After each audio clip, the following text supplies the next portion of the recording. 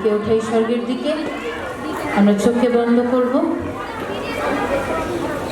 চোখকে আমরা বন্ধ করি, হাতকে ওঠাই স্বর্গের দিকে। We should be pin drop silence, যেখানে আমরা চুপচাপ থাকবো। ধন্যবাদ করি পিতা, ধন্যবাদ জানাই পিতা আপা। আজকে যতজন পিতা পরমেশ্বর তোমাকে দান করেছে, এখনো যারা করছে দানকে, সেই দান তুমি স্বর্গে গ্রহণ করো।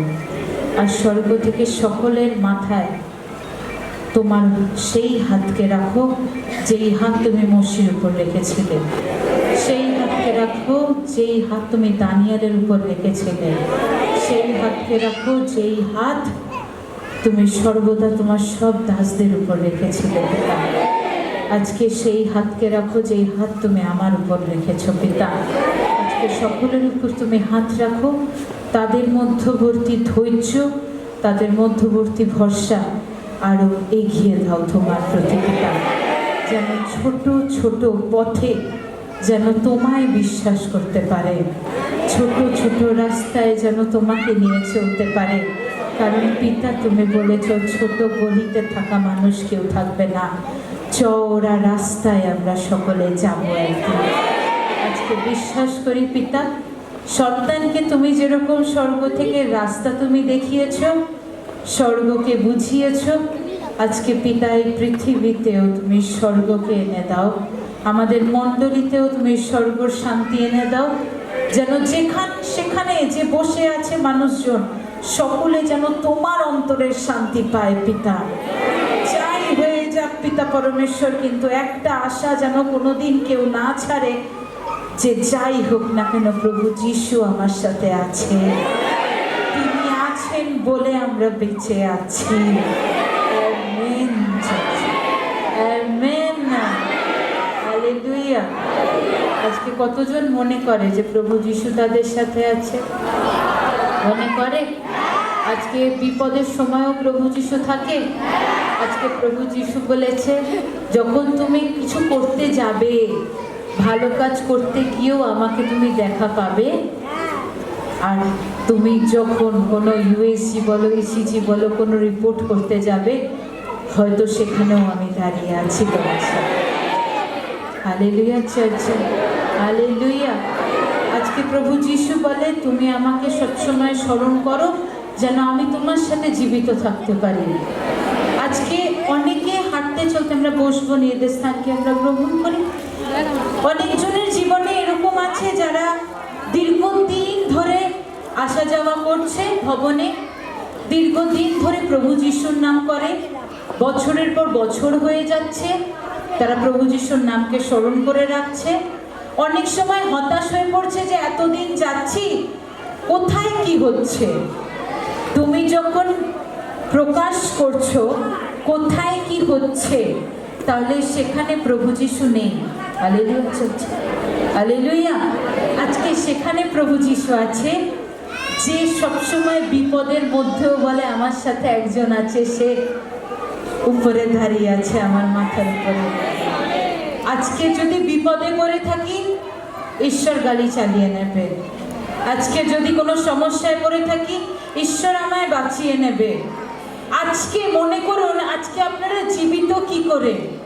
কে রেখেছে আপনাকে জীবিত? আপনার প্রতিবেশী, আপনাদের রিলেটিভস? কেউ রাখেনি, নো ওয়ান। আজকে প্রভু যিশু রেখেছে আপনার প্রতি সেই আশা ভরসা, যে যেই মেয়েকে আমি আমার প্রচার করেছি, যেই মেয়েকে আমি আমার নাম দিয়েছি, আজকে প্রভু যিশু তার হতে চলেছে চার্চ। Hallelujah, hallelujah. আজকে দানিয়েলের অবস্থাটা সেরকমই ছিল যে দানিয়েল তার বাবা মাকে ছেড়ে দিয়ে চলে গেছে। রাজা ডেকেছিল দানিয়েলকে, দানিয়েল একটা ছেলে। হালেলুয়া চার্চ, আমরা কতজন শুনছি? শুনছি কি না? আচ্ছা, আমরা কতজন উদাস হয়ে শুনছি? দুঃখ নিয়ে কেউ শুনছি না? বলো, আজ থেকে আর কোনো দুঃখ নেই, আজকে শুধু আনন্দ আছে, প্রত্যেকটা দিন আনন্দ করব। Hallelujah church. আজকে প্রভু যিশু বলছে, যখন দানিয়েল ছোট অবস্থায় রাজা ডাক পাঠিয়েছিল, দানিয়েল তুই ঘর থেকে বেরিয়ে আয়, তোকে আমার দরকার। তখন দানিয়েল বলেছিল, না, আমার বাবা মাকে ছেড়ে কোনোদিন যাব না। কেন যাব আমি আমার বাবা মাকে ছেড়ে? তখন দানিয়েল দৌড়ে গিয়ে প্রভু যিশুকে বলে, পিতা, তুমি এমন কেন পরীক্ষা নিচ্ছ আমার? তখন বলে দানিয়েল, যখন বলেছে, প্রভু যিশু বলছে, এটা তোমার পরীক্ষা নয়, এটা তোমার আসছে বছর যেটা হতে চলেছে তার জন্য তোমাকে তৈরি করছি। আজকে আকাল আসবে, তোমাকে দাঁড় করাচ্ছি। আজকে মহামারী আসবে, তোমাকে আমি দাঁড় করাচ্ছি জেতার জন্য। Hallelujah church, hallelujah. আজকে দানিয়েল যে রাজা নিয়ে গেল, তার বাবা মাকে ছেড়ে দিয়ে দানিয়েল গেছে, তার বোনদের ভাইদের ছেড়ে দিয়ে সে গেছে। আজকে কতজন বাইরে চাকরি করতে যায়? চাকরি যায় তো। আচ্ছা, মেয়েদের কত দূরে বিয়ে দেন আপনারা? অনেক দূরে। ভালো ছেলে পেলে নাকি আটকে রাখেন নিজের কাছে? দুঃখ হয়, কষ্ট হয়, আপনারও আশা থাকে তো যে আমার মেয়েটা যে বিয়ে দিয়েছে আমার কাছে একটু হলেও আসুক। কিন্তু দানিয়েল কোনোদিন যেতে পারেনি তার বাবা মায়ের কাছে। দানিয়েল কর্ম করেছে প্রভু যিশুর নামে। সাথে থেকে যারা সাঙ্গপাঙ্গ বলো, যারা সৈন্য বলো, যারা ছিল, তারা কানের মধ্যে বাজে বুদ্ধি দিয়েছে যে দানিয়েলকে আটকাও, কারণ সেই সিংহের ঘরে ঢোকানো হয়েছিল। দানিয়েল ভয় পেয়ে যায়নি। এতগুলো সিংহ আছে, এতগুলো বাঘ আছে, কে কি করবে? বাঘ কে এনেছে? প্রভু যিশু। সিংহ কে এনেছে? প্রভু যিশু। দেওয়ালকে তৈরি করেছে প্রভু যিশু। কারাগারকে তৈরি করেছে প্রভু যিশু। যখন সবকিছু প্রভু যিশু, তাহলে আমার জীবনটাকে তৈরি করেছে প্রভু যিশু। তাহলে আমার চিন্তা করে লাভ আছে? আপনাদেরও বলছি, এ কথা আমি কেন বলছি, আপনাদেরও চিন্তা করে কোনো লাভ নেই। আমার কেন হচ্ছে না, আমার কবে হবে? দিন কোনো জীবিত, হি ইজ অ্যালাইভ, আর সে দাঁড়িয়ে আছে আমার ডান হাতে। এটা আমি বিশ্বাস করি। Hallelujah church, hallelujah. আজকে প্রভু যিশু বলেছে, বিপদেও তোমার দক্ষিণ হস্ত আমি ধরে থাকবো। ভয় করিও না, কাউকে ভয় করবে না। রিপোর্ট থেকে আটকে ওঠো কেন? রিপোর্ট থেকে ভেঙে চুরে পড়ো কেন? একটা সিস ধরা পড়েছে, সিসকে কে গায়েব করবে? প্রভু যিশু।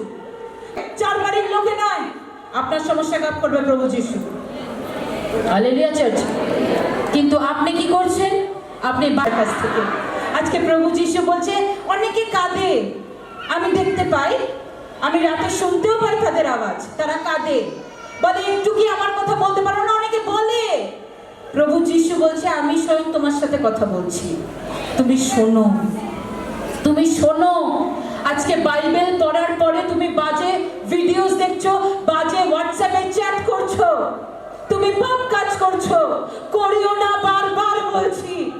দেখবে নেক্সট জেনারেশন তোমার দুর্দান্ত হবে যদি তুমি পাপ না করে থাকো। আজকে তুমি যদি ভুল পথে না গিয়ে থাকো, আজকে প্রভু যিশু দু হাত মেলে দাঁড়িয়ে আছে, আসো, তোমাকে আমি ধরছি। তোমাকে কোনোদিন আমি পড়তে দেব না, তোমাকে হাত ধরে দাঁড় করাবো। Hallelujah church. আজকে অনেক মানুষ প্রভুকে চেনে না, তারপরেও ঈশ্বরকে বিচার করে, এ ধর্ম চেঞ্জ করতে এসছে, এদের পোশাক অন্যরকম।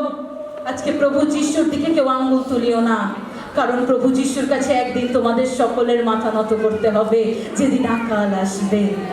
Hallelujah church, hallelujah. তাই সবসময় বলি, সর্বদা বলি, প্রচার করো যেন জানিতে পারে তোমার ঈশ্বর মহান, তোমার ঈশ্বর টপ ঈশ্বর, তোমার ঈশ্বর এক একটা রোগকে গায়েব করে, তোমার ঈশ্বর অ্যাক্সিডেন্ট থেকে সরিয়ে রাখে, তোমার ঈশ্বর সর্বদা ভালো রাখে তোমাকে। চার্চে হালেলুয়া।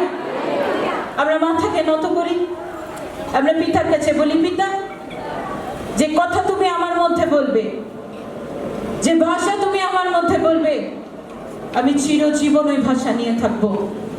যেই ভাষা নিয়ে আমি জন্ম নিয়েছি সেই ভাষাতেই থাকবো। আজকে বাজে গাল আমি দেব না, আঙ্গুল তুলবো না, বাজে কথা বলবো না। জীবন পরিবর্তন করো পিতা আমার।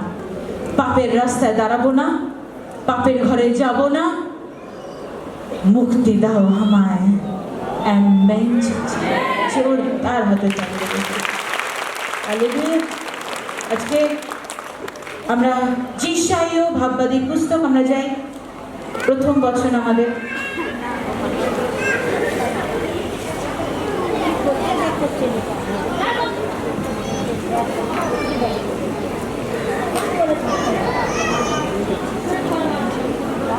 হালেলুয়া।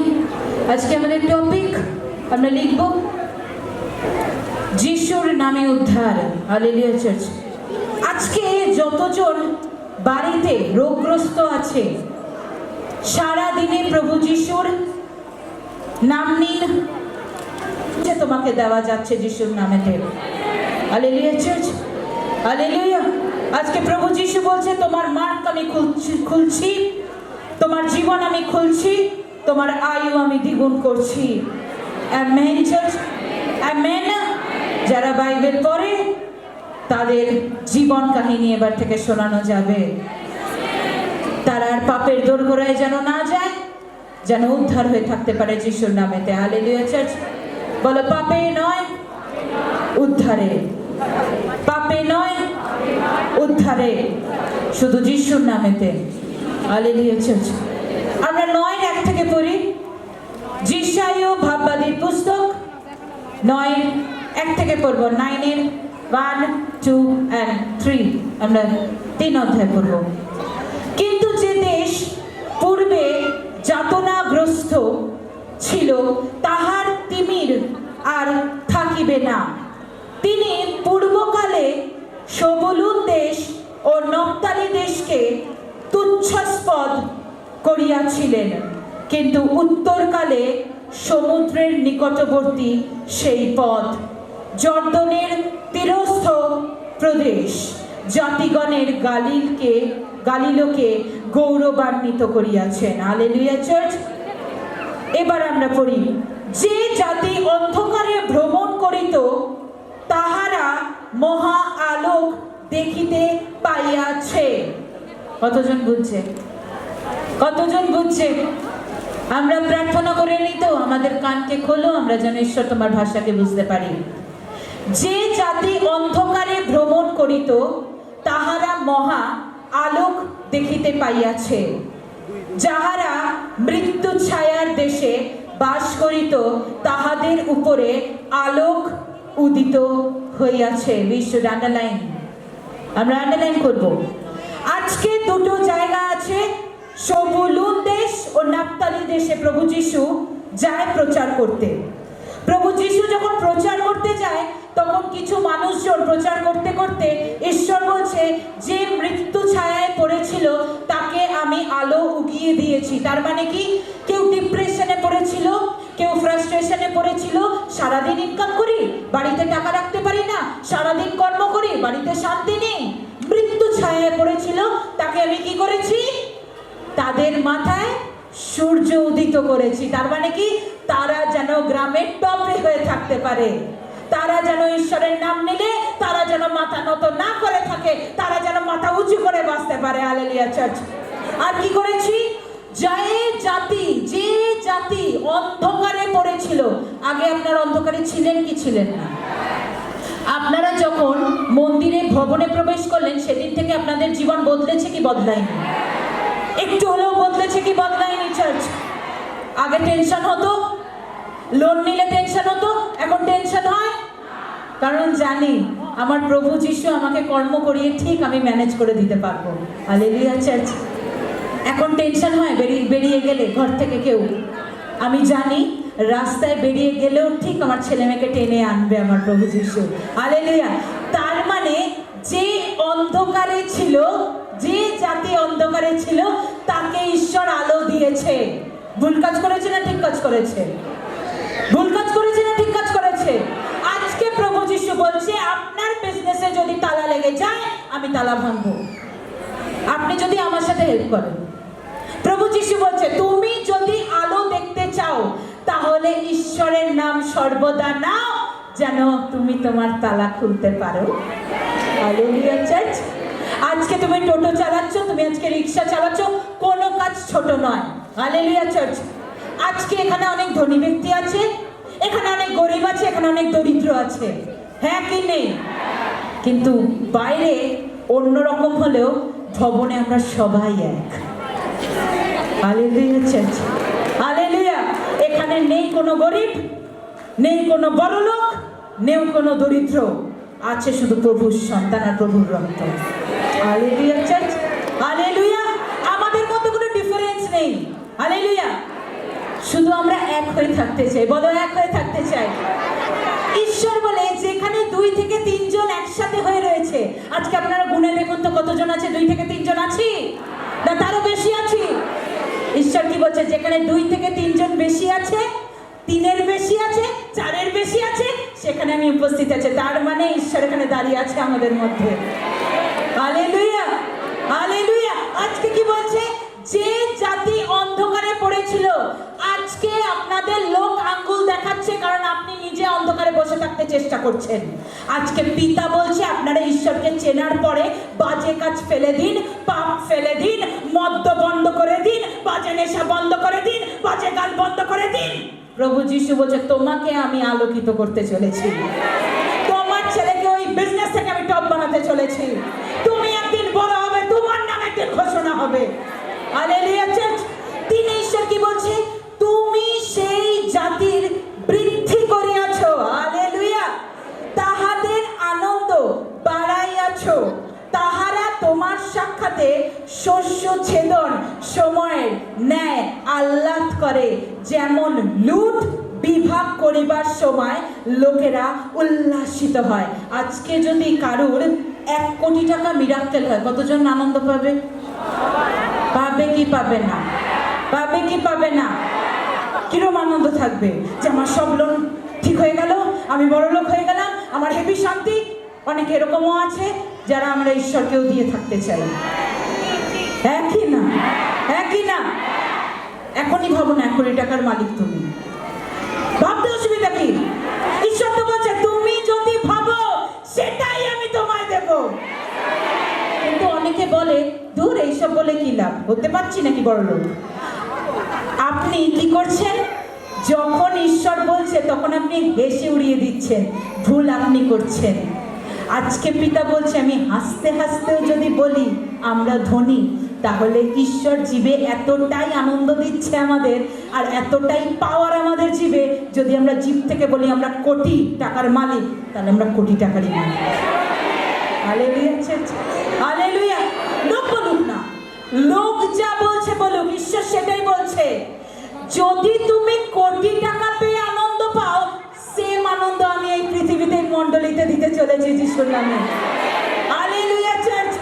আজকে যদি তুমি লোন তুমি যদি আজাদ করতে পারো, কোটি টাকা হোক আরো মিলিয়ন টাকা হোক, যদি তুমি আজাদ করতে পারো, যেই আনন্দ তোমার মধ্যে আছে সেম আনন্দ, কোনো ডিফারেন্স নেই, সেম আনন্দ ঈশ্বর তোমায় দিতে চলেছে। আজকে পিতা তোমাকে বোঝাতে চাইছে তুমি আলাদা নও, তুমি দরিদ্র নও, তুমি গরিব নও। তোমার বাড়িতে গাড়ি নেই বলে তুমি দরিদ্র না, তোমার মনকে বড় করো। যেই মনে প্রভু যিশু থাকে সেই বড় লোক, যার মধ্যে ঈশ্বরের রক্ত আছে সেই ধনী ব্যক্তি। Hallelujah church. আমরা এই বিষয়তে যাব। লুক লিখিত সুসমাচার, আমরা 5:17 থেকে আমরা পড়া শুরু করব। লুক লিখিত সুসমাচার আমরা 5:17 থেকে পড়ি। কি বলছে পিতা আমরা শুনবো। আর এক দিবস তিনি উপদেশ দিতেছিলেন এবং ফরিসিরা ও ব্যবস্থার গুরু নিকটে বসিয়াছিল। তাহারা গালিল ও জিহুদিয়ার সমস্ত গ্রাম এবং জেরুজালেম হইতে আসিয়াছিল, আর প্রভুর শক্তি উপস্থিত ছিল যেন তিনি সুস্থ করেন। Hallelujah church. আর দেখো কয়েকটি লোক একজনকে খাটে করিয়া আনিল। কতজন বুঝতে পারছি? সে পক্ষাঘাতী। তাহারা তাহাকে ভিতরে আনিয়া তাহার সম্মুখে রাখিতে চেষ্টা করিল, কিন্তু ভিড় প্রযুক্ত ভিড়ে আনিবার পথ না পাওয়াতে ঘরের ছাদে উঠিল এবং টালি সমূহের মধ্য দিয়া শয্যা শুদ্ধ তাহাকে মাঝখানে যিশুর সম্মুখে নামাইয়া দিল।